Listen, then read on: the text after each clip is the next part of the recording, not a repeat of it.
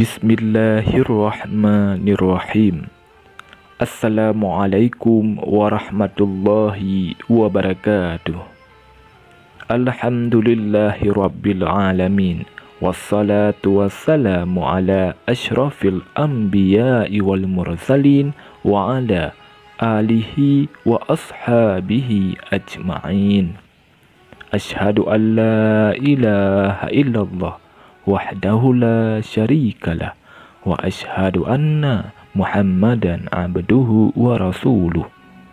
Allahumma salli ala sayyidina Muhammad wa ala ali sayyidina Muhammad. Syukur alhamdulillah kita dapat berjumpa kembali di channel ini. Harapan dan doa saya, semoga saudaraku semua yang menonton video ini selalu diberikan kesehatan, dilapangkan rezekinya, diampuni dosanya, dan dipanjangkan umurnya. Amin, amin, ya rabbal alamin.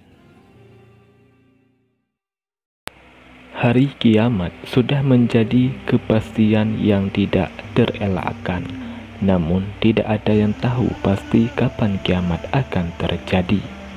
Jangankan manusia biasa, malaikat dan para nabi pun tidak pernah mengetahui perkara yang satu ini.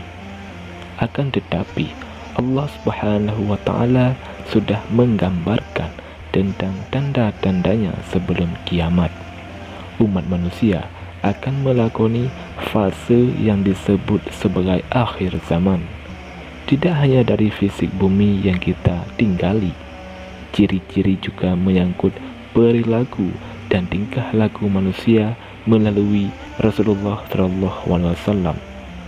Allah Subhanahu wa Ta'ala menggambarkan periode ini.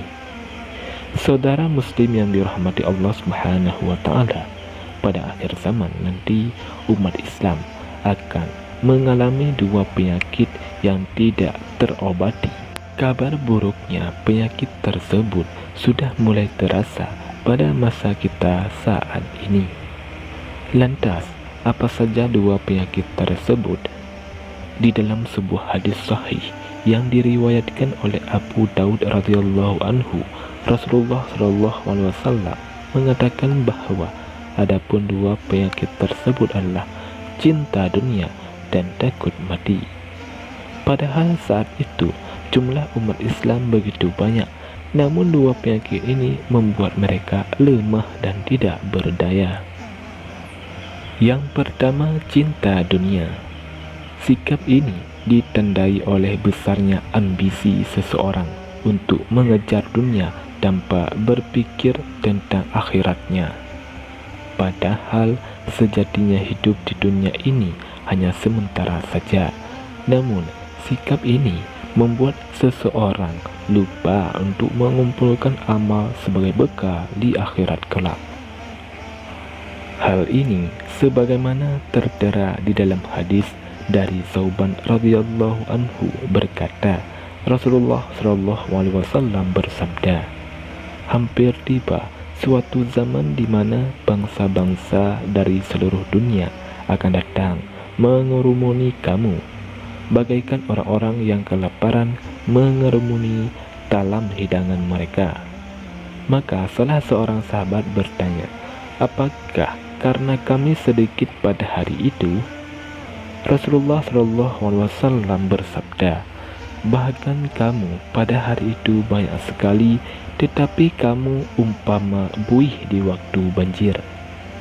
Dan Allah Subhanahu wa Ta'ala akan mencabut rasa gentar terhadap kamu dari hati musuh-musuh kamu, dan Allah Subhanahu wa Ta'ala akan melemparkan ke dalam hati kamu penyakit wahan. Seorang sahabat bertanya, apakah wahan wahai Rasulullah? Rasulullah SAW menjawab, cinta dunia dan takut mati. Hadis riwayat Abu Daud. Lihatlah di tengah-tengah kita saat ini, berapa banyak orang-orang tersangka korupsi, berapa banyak orang yang menjual narkoba sehingga mereka masuk ke dalam penjara. Apa sebenarnya yang mereka kejar? Yang mereka kejar adalah uang, kekayaan, dan kekuasaan. Saudara muslim yang dirahmati Allah Subhanahu wa taala, mereka seakan-akan dibutakan oleh dunia sehingga tidak terselip sedikit pun dari tindakan itu bekal untuk menuju akhirat kelak. Padahal Allah Subhanahu wa taala telah mengingatkan kita untuk tidak melampaui batas dalam mengejar dunia. Karena orang-orang seperti itu, Allah Subhanahu wa taala sudah menyiapkan tempatnya di neraka. Hal ini sebagaimana Allah Subhanahu wa taala berfirman, adapun orang-orang yang melampaui batas dan lebih mengutamakan kehidupan di dunia, maka sesungguhnya nerakalah tempat tinggalnya. Quran Surah An-Nazi'at ayat 37 sampai 39. Yang kedua, takut mati. Takut mati bisa saja membuat seorang giat mengumpulkan amal sebagai bekal. Namun, pada konsep ini, takut mati yang dimaksud adalah orang-orang yang takut mati karena lemahnya iman dalam diri mereka.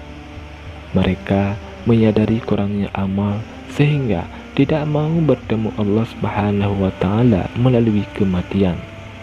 Gemerlapnya dunia membuat mereka terpedaya sehingga merupakan suatu hal yang pasti, yaitu kematian. Padahal Rasulullah SAW sudah menyampaikan bahwa orang-orang yang paling cerdas adalah orang-orang yang mengingat kematian. Dengan begitu, mereka akan mempersiapkan diri untuk bekal menuju akhirat kelak. Hal ini sebagaimana tertera di dalam sebuah hadis dari Abu Umar radhiyallahu anhu, ia berkata, "Aku pernah bersama Rasulullah SAW, lalu seorang Ansar mendatangi beliau. Ia memberi salam dan bertanya, 'Wahai Rasulullah, mukmin manakah yang paling baik?' Beliau bersabda, 'Yang paling baik akhlaknya.' Lalu mukmin manakah yang paling cerdas? Ia kembali bertanya. Beliau bersabda, 'Yang paling banyak mengingat kematian dan yang paling baik dalam mempersiapkan diri untuk alam berikutnya, itulah mereka yang paling cerdas.' Hadis riwayat Ibnu Majah. Dengan demikian, manusia akan mempersiapkan diri untuk bertemu dengan Allah Subhanahu wa taala jika sudah mengetahui bahwa ia akan berjumpa dengan Allah Subhanahu wa taala.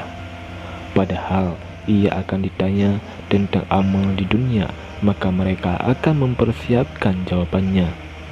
Saudara muslim yang dirahmati Allah Subhanahu wa taala, demikianlah penjelasan tentang dua penyakit yang akan menghinggapi umat muslim sebelum kiamat tiba. Dua penyakit tersebut tidak ada obatnya kecuali kita kembali kepada Allah Subhanahu wa taala dan Rasulullah SAW dengan mengerjakan perintah-perintahnya dan menjauhi larangannya.